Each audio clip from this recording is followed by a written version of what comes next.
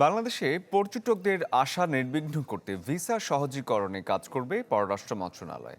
সকালে পর্যটন দিবস উপলক্ষে আয়োজিত এক সেমিনারে এ কথা বলেছেন পররাষ্ট্র উপদেষ্টা তৌহিদ হোসেন। অনুষ্ঠানে পররাষ্ট্র উপদেষ্টা বলেন, ভিসার পাশাপাশি নিরাপত্তা প্রদান, যোগাযোগ বিষয়েও কাজ করা হবে। তিনি জানান, পর্যটন খাতকে সমৃদ্ধ করতে সরকারি বেসরকারি পর্যায় থেকে এগিয়ে আসতে হবে।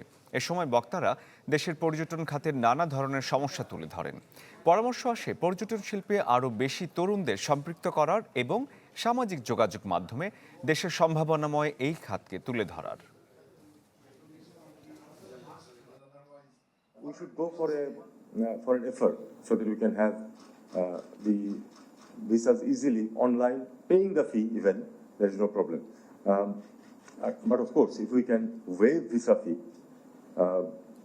altogether, that is even better for tourism.